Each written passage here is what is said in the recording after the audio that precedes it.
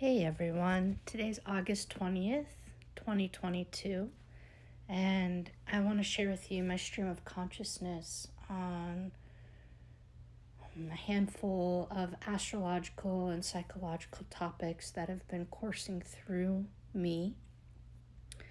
I think the kind of overarching theme of today's podcast is Venus and Pluto in aspect, and going into understanding some of the shadow material that's there and the expression of that, particularly through the form of manipulation in relationship.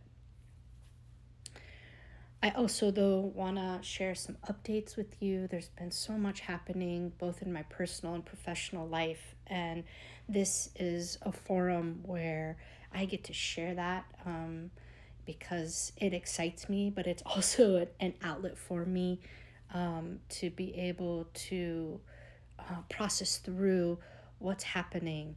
So I kind of want to dive in to see if I can bring these different streams into one stream. Travis and I are currently writing a book together on the 45 archetypal combinations from a depth psychological perspective.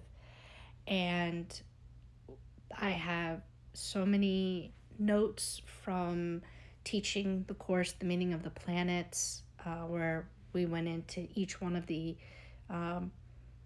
planetary pairs, right? When you take the sun and the moon and the 8 other planets in our solar system and you put them together, you get these 45 pairs or 45 cycles of time. And so our course, The Meaning of the Planets, comes out of that. And this is really the foundation of this book that we're writing together.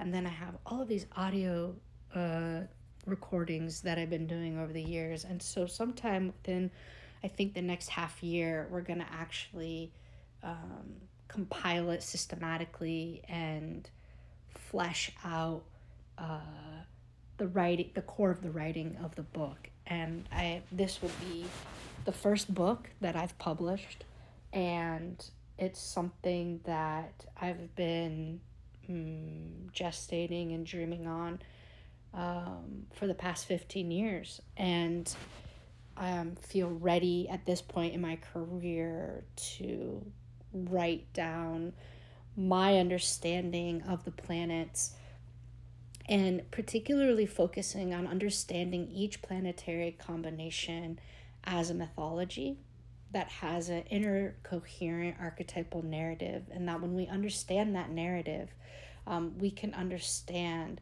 so much about psyche and our experience as human beings, and we can also understand more about the world and the universe, and including other people.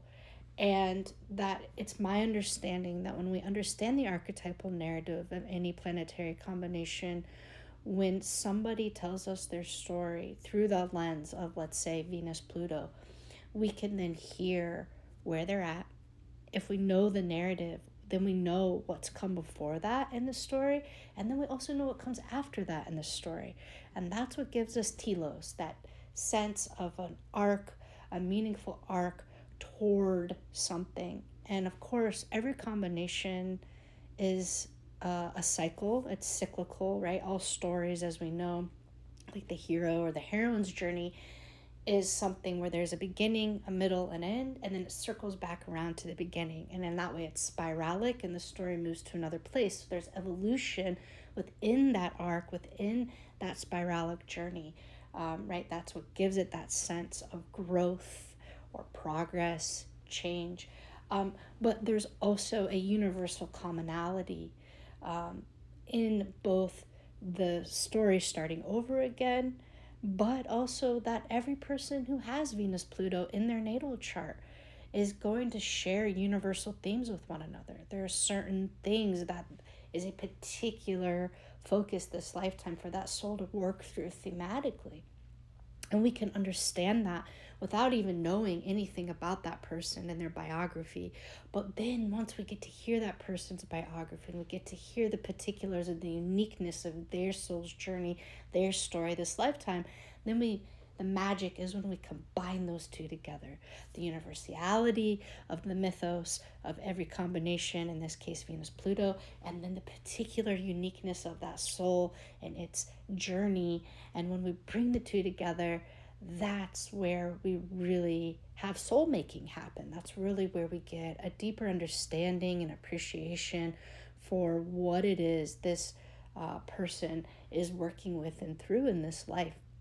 And that's where we really get our meaning in this archetypal narrative. And that's what excites me as a professional astrologer and as a psychotherapist. And I think that my, now decade and a half of counseling and working with people clinically has given me the gift of just profound insight into the interiority and intimacy of people's lives from all walks of life. And then, my decade and a half of rigorously studying astrology and the planets, I think it's put me at this point in my life where I'm ready to put pen to paper, right? As someone who is very oral, right? I speak, I teach, I give lectures, I give readings, I do therapy. I talk for a living. And now it gets to be that really exquisite challenge of writing. And my husband Travis, who is a phenomenal writer and has already written, over 1,000 pages of his own work and his dissertation and master's thesis, is going to help come in and collaborate. We work really well together as a team and complement each other. And so I'm excited to be able to do this project with him. And we're also going to be co-teaching our next course through Trust Psyche School on the aspects. So it's going to be a course where we go in and we focus on the meaning of the 5 major aspects: the conjunction, opposition, square, trine, and sextile. And we're going to be doing it from a clinical perspective, right? So both of us sitting with clients, giving readings, in my case doing therapy as well, from an historical perspective, understanding how these aspects have come to be understood throughout astrological history. And then the third is from a mathematical perspective and understanding where in the sacred geometry these aspects are getting their meaning. And we're going to go in and really be able to share our knowledge and wisdom from what we understand and what we know others understand about the 5 major aspects, giving plenty of examples, and then really exciting assignments that help each person, each student dive more deeply into their own chart and understanding the different angles and aspects of the sacred geometry of your natal chart configuration, which then of course can also be applied to your personal transits, world transits, and synastry and composite charts. So we're getting ready to release information about that and registration for that. I feel really excited in extending our format to our students, where we now offer courses in 3 different ways. You can take it live in the classroom with us. You can take it live, but you don't have to come to the class. You get to take it each week and receive the material and the videos and the assignments. Or the third is you get to take it once the course is complete, at your own pace, your own schedule. I think we're going to add in a 4th component, which is the option to do the assignments and get our feedback on them. So for those students who want to take the course live, whether in the classroom or just live weekly, and you want to participate in doing the assignments and handing them in to us, and then us giving you our feedback on what's going on there, I think that's going to be a new component that we'd like to bring in with our students. So I'm really excited about that and all the collaboration we're doing together. And I think a lot of that for me is, both the complementarity of Travis's and my, the way that we think, our orientation towards astrology, our different strong suits, and the differences in our personalities obviously are very complementary. But also, Travis now is a decade into being an astrologer himself, and after he taught this last course through Trust Psyche School of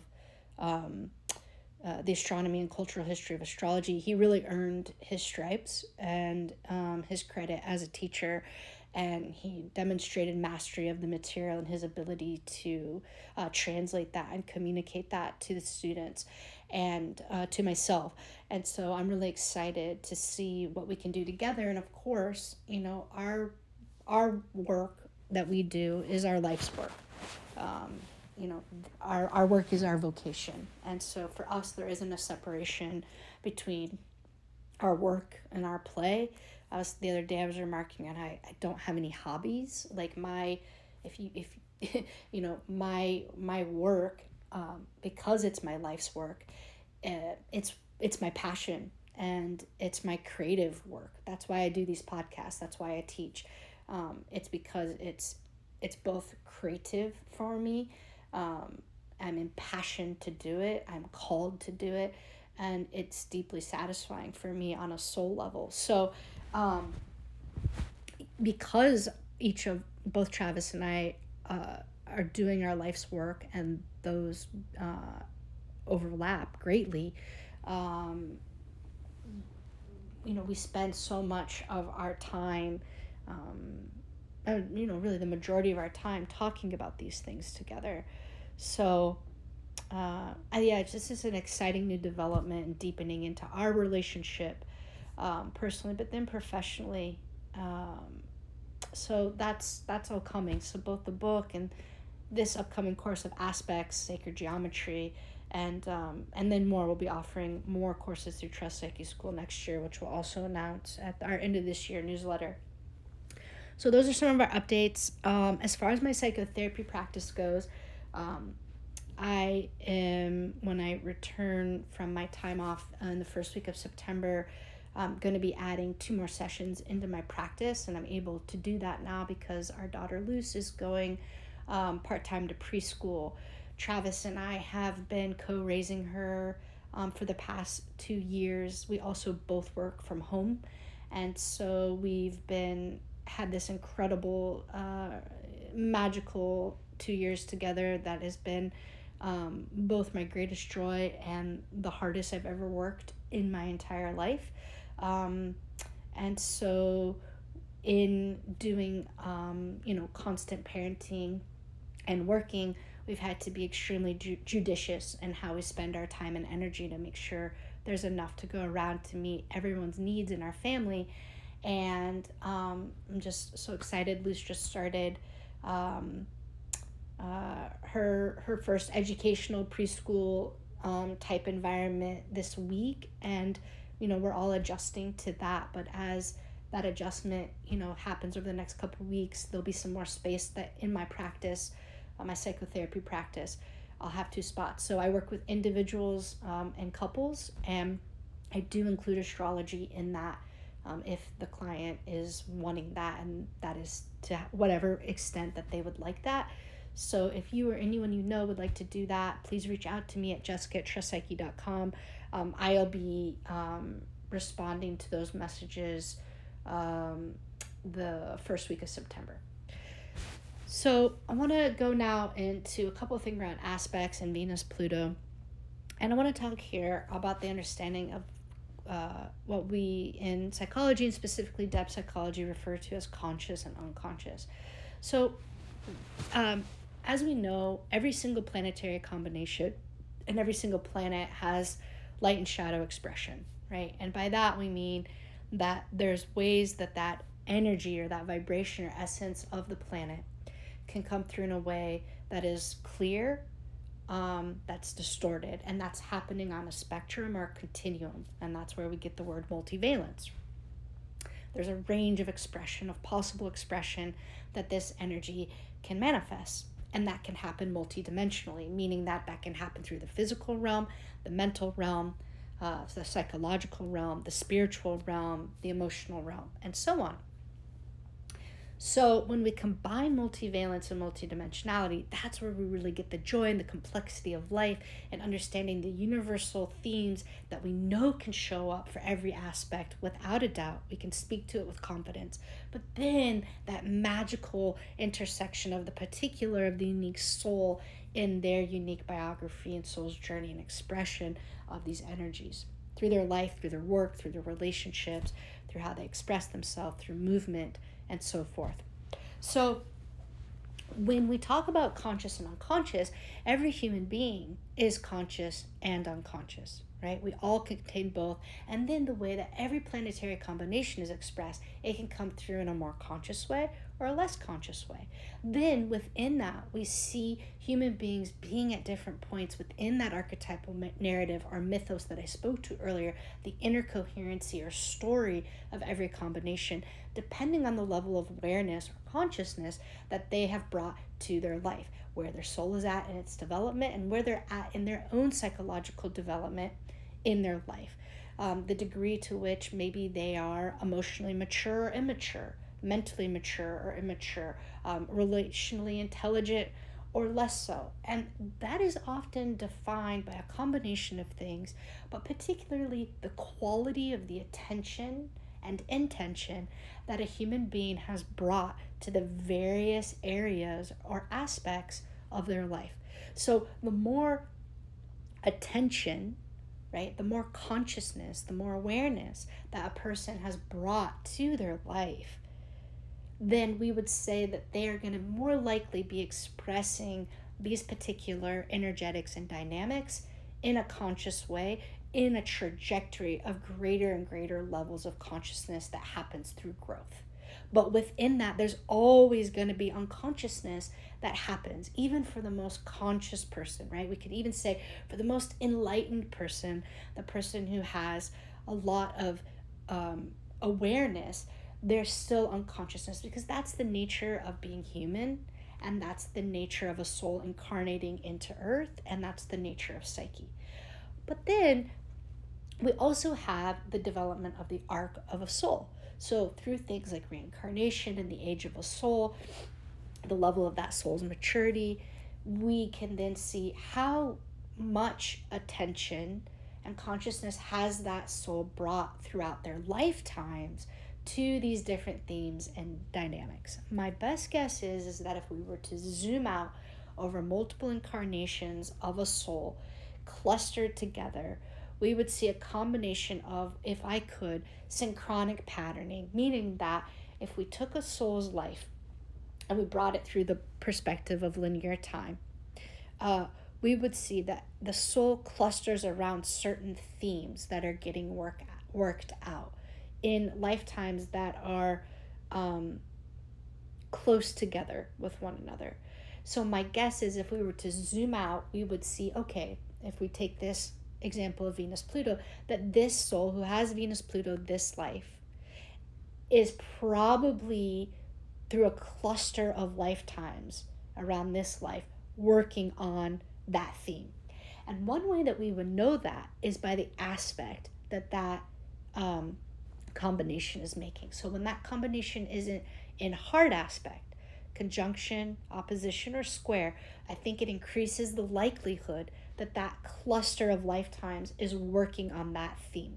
I think there are other indications in the chart that we can get to, like repetition, that we would be able to say that. For example, if the person is Venus-Pluto and has Venus-Pluto in Scorpio, or if the person is Venus-Pluto has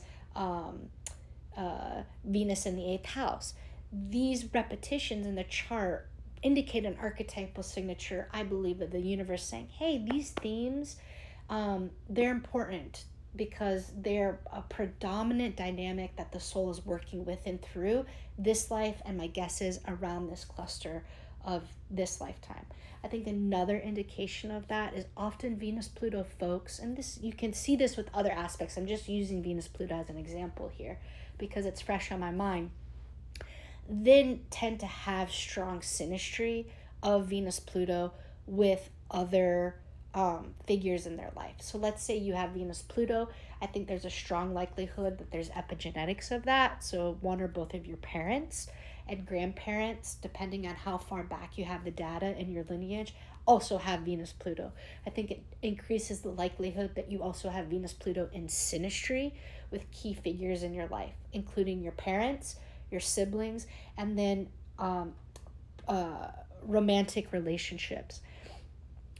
Particularly when we're looking at Venus, we are looking at romantic relationships. We're looking at close friendships and relationships with women or feminine figures in our life. And so the Venus-Pluto theme is going to repeat with those romantic partners as well. It's very common for Venus-Pluto people to end up in relationship with other Venus-Pluto people. There's a kind of magnetism there, and I think an animal sense, a kind of instinctual platonic animal sensing out of kind of the pheromones of another person having Venus-Pluto. I think often Venus-Pluto has a magnetism to it, and often that magnetism is very animal-like. That's why it's correlated with things like lust and very impassioned lovemaking. So what I want to focus on here is understanding two layers of it. One is what we know about dynamic or hard aspects in astrology, conjunction, square, and opposition. And we'll be going much into detail and plenty of examples of this in the upcoming aspects course for Trust Psyche School, which is when a person has not brought conscious attention to, in this case, Venus-Pluto, and it's in hard aspect in the chart.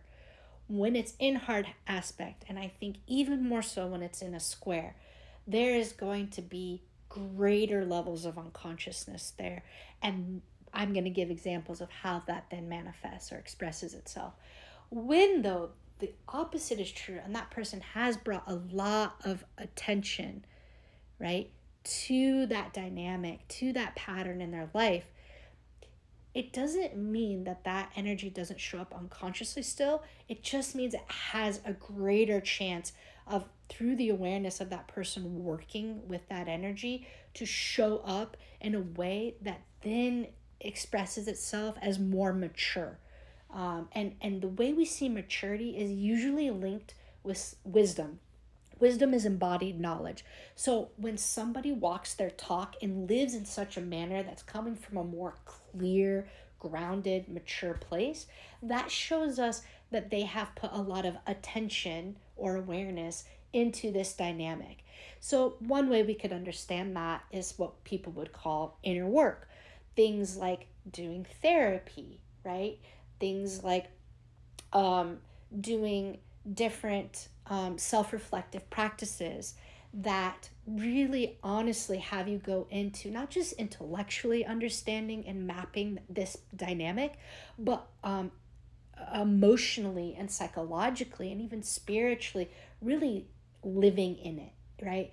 And so that difference between knowing about it and actually embodying it. And that's the movement from the mind and the air element of the intellect, which we need, but moving us into the embodied earth and water element of actually getting to practice how to be living in that knowledge that we've gained about this dynamic.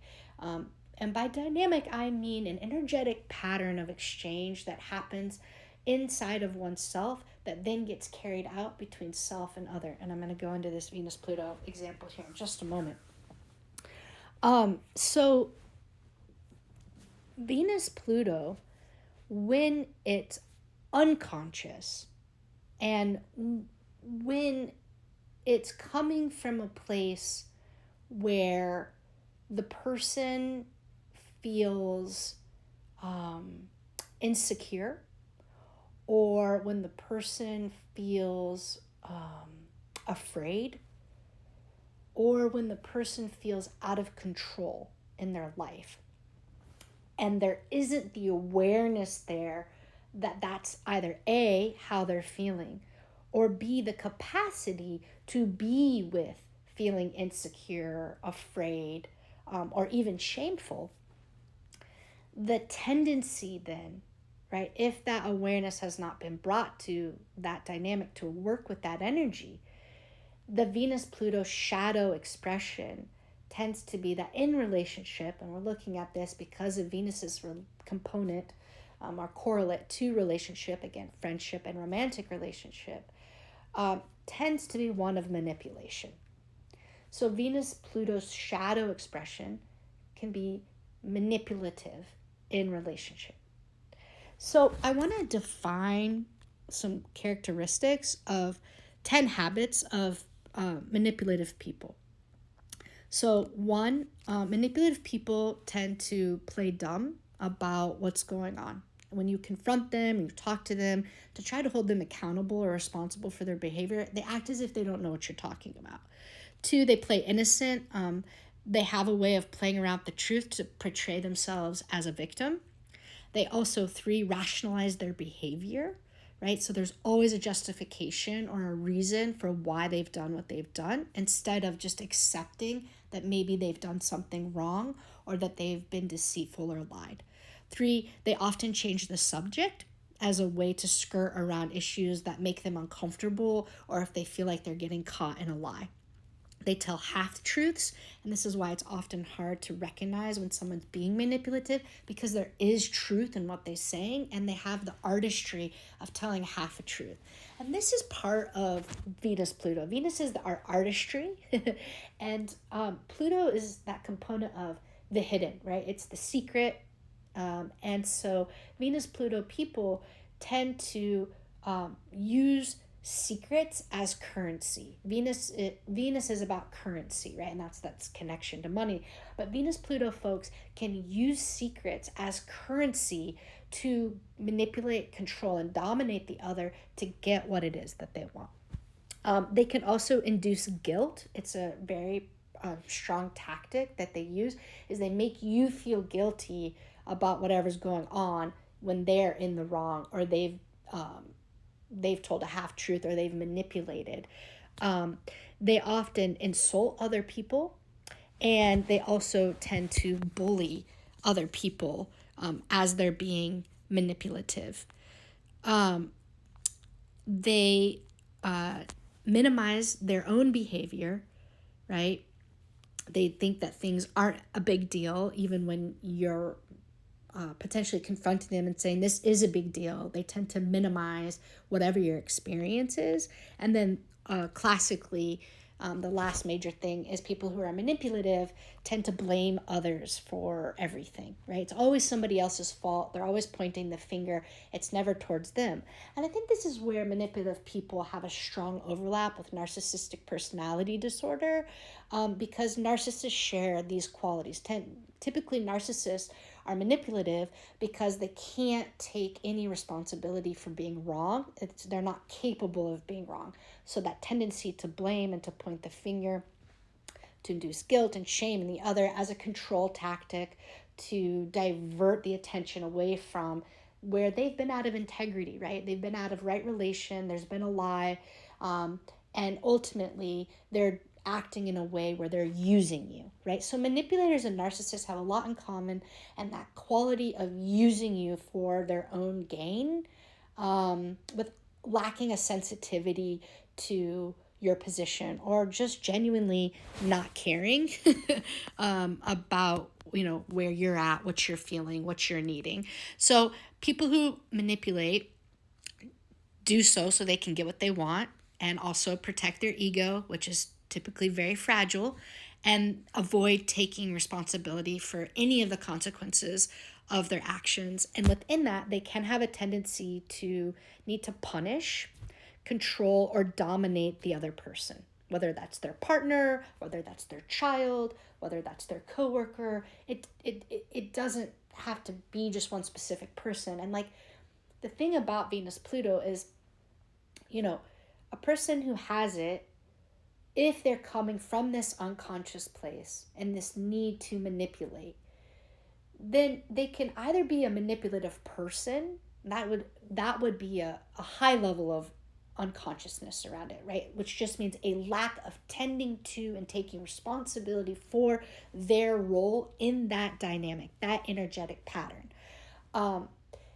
So that would be a manipulative person, right? Or a narcissist.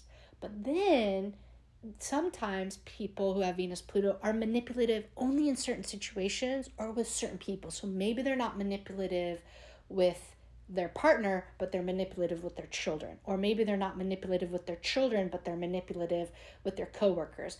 And so there's an isolation of that channel or expression of manipulation in relationship. And so that would be a lesser degree of, manipulation, maybe a greater level of awareness. We're not sure.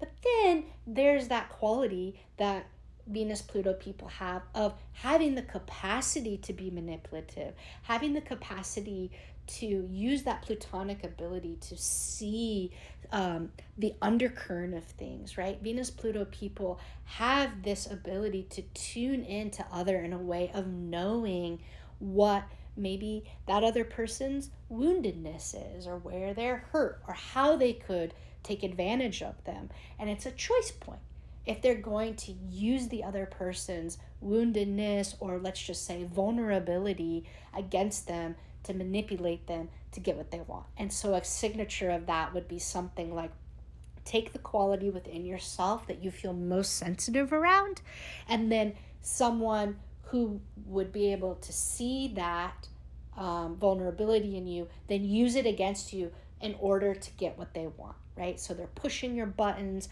they're trying to get a reaction out of you, and they're trying to get you ultimately to do what they want by kind of poking the bear, right? Poking the bear of right where you are most vulnerable and therefore most likely to be taken advantage of, and then do what that person wants. So Venus Pluto people have a strong capacity to be able to see another person's vulnerability and use Pluto as a power over that person instead of a power with that person. And I think Venus Pluto people in general have this capacity. I think there are other aspects that also, I think Mercury Pluto in a different way has that capacity as well. But it's a choice, right? It's a choice of, am I going to weaponize that person's vulnerability to get what I want, right? So I think Venus Pluto people and Mercury Pluto people have the capacity to see the other's vulnerability and do a power over, but it's a choice point on whether or not they're going to actually do that, which of course is hurtful, right? And harmful.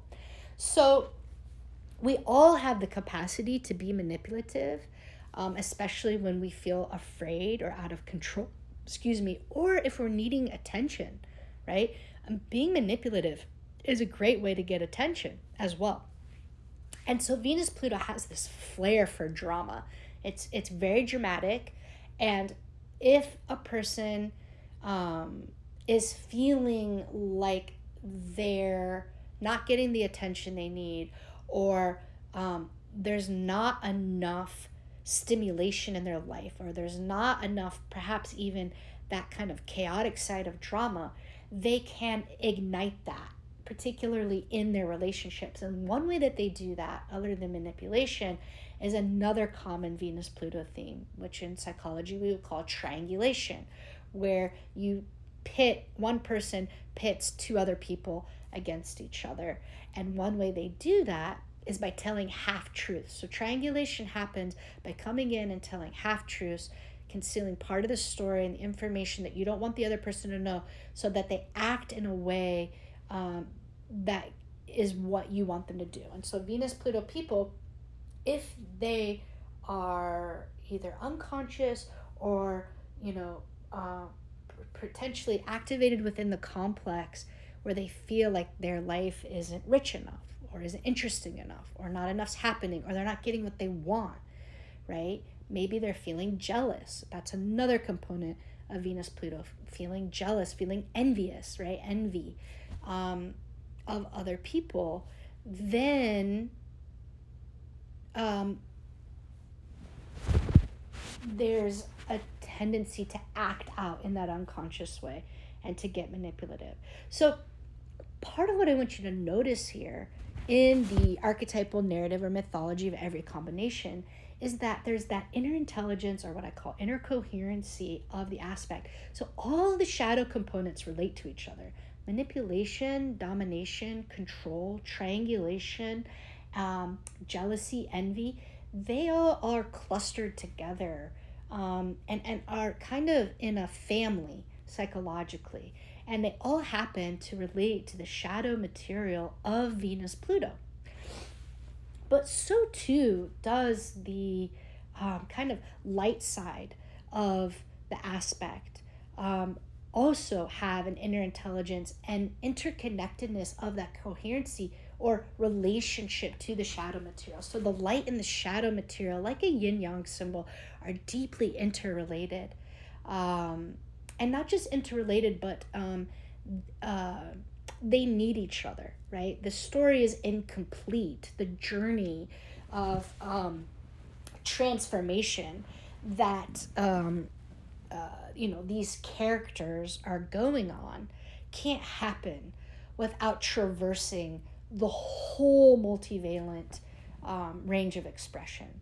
So every Venus-Pluto person, particularly in hard aspect, is their soul, this life, is going through a transformative journey through love and relationship, and how one uses one's money, resources, and love and attention to either get what they want or not get what they want. And the question there is about power, because Pluto is all about power. And so the question becomes, how does this person use or not use their power within their relationships, right?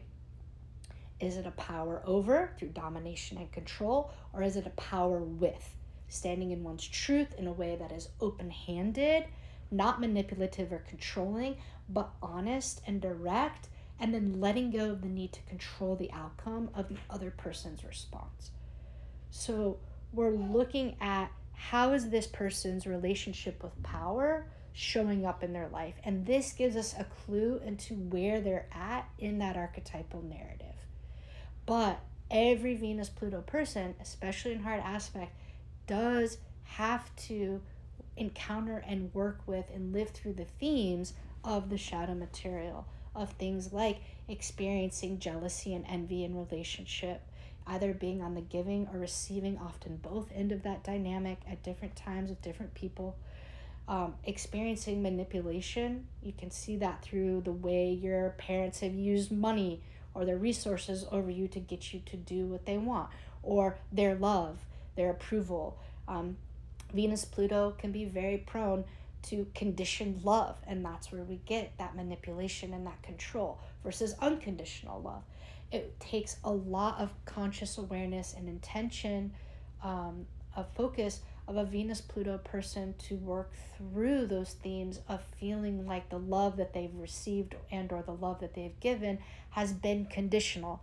And if you look specifically at what those conditions were, it can tell you a lot about your personality formation around that archetypal complex.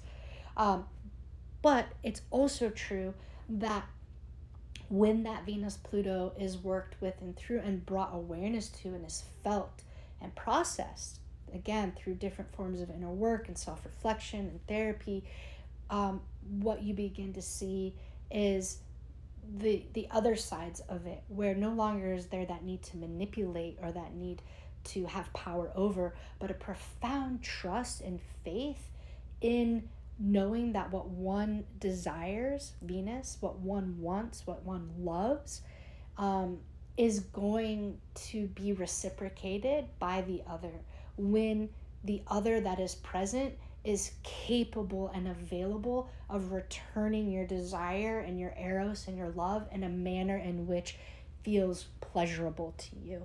It's about choosing to be in relationship with people that you are able to share your truth with and your desire with, and who then also able to reciprocate that energy back to you and not need to have conditions, conditional love back, or trying to manipulate or control you back. And so the inner work of a Venus-Pluto person is working through often the harm or the hurt that's happened by being on the receiving end of somebody else significant in their life that they've been close to, having been manipulative towards them, going through the grieving process of the pain of that, waking up within that story, and then choosing to not continue that pattern or that lineage of trying to manipulate other people, but also standing in one's power and truth and being able to be vulnerable and speak what one truly wants, whether that's romantically, whether that's sexually, whether that's in terms of money. There's all kinds of ways that you can kind of flesh that out. But then the health of that system and the maturation of that, you then see in the types of people that that person is then attracting into their life, that those people do not have the need to be manipulative, right? So that's some way that we can begin to see that dance of the evolution of the narrative when we look at both a combination of the inheritance of the epigenetics and the lineage passing down of a combination, the coming to awakening of, you know, the ways in which we've been a victim of that, grieving that, the ways that we have participated within that, what our role has been, taking accountability for whatever has happened, and then changing that dynamic within our own self, and then seeing that rippled out and reflected in the relations that then we then encounter. That's not to say that in that spiralic journey of the evolution of that combination, you don't in the future encounter themes of envy or jealousy or manipulation or meet a manipulative person. It's just that you have a different awareness of that dynamic, so you have greater choice to either stop it sooner, decide what works for you, what doesn't work for you within that relationship, but also it becomes less seductive. And that's kind of the beauty of when we do our inner work, is that these energetic archetypal patterns that we have inherited or were conditioned by, you know, however you want to describe that, they become less seductive. And seductive is a great word for Venus-Pluto, because Venus-Pluto is the art of seduction. And there's something about our complexes that are seductive. And we can see this very strongly within family dynamics, how seductive it is to get pulled back in to that spider's web and get tangled into, you know, whatever might be happening there. And I think that entanglement in a spider's web is a good image for Venus-Pluto. And so, you know, spiders are not inherently bad, right? They're beautiful creatures. We need them. They're actually deeply feminine. They possess a lot of miraculous qualities, and the web is a beautiful thing. But it's one thing to weave a web that you want to be in the center of and that others willingly choose to join you in, versus a web that you try to capture and entangle somebody in against their will or against their choice out of manipulation. Those are two very different webs. So it's not about, you know, weaving or not weaving. It's about how do we weave in a way that's coming from clarity within our own self, and that ultimately gives the freedom of choice to those that we're in relationship with to see how they want to show up in that unconditional love that is very possible for all of us and very possible for Venus-Pluto. All right, folks, I'm going to end it there for now. Thank you so much for being on this journey with me. Please check out my website, trustpsyche.com, to see all my current offerings. I'd love for you to be my astrology student. Come be part of Trust Psyche School. We're having so much fun. Sign up for our upcoming class that we're going to open registration for soon, Aspects in Astrology, Sacred Geometry. Tune into the other episodes of this podcast. Always love to hear from you. And if you or someone you know feels like you would like to join me in psychotherapy, you can send me an email at jessica@trustpsyche.com. All right, everyone, sending you all blessings, and I'll catch you next time. Bye.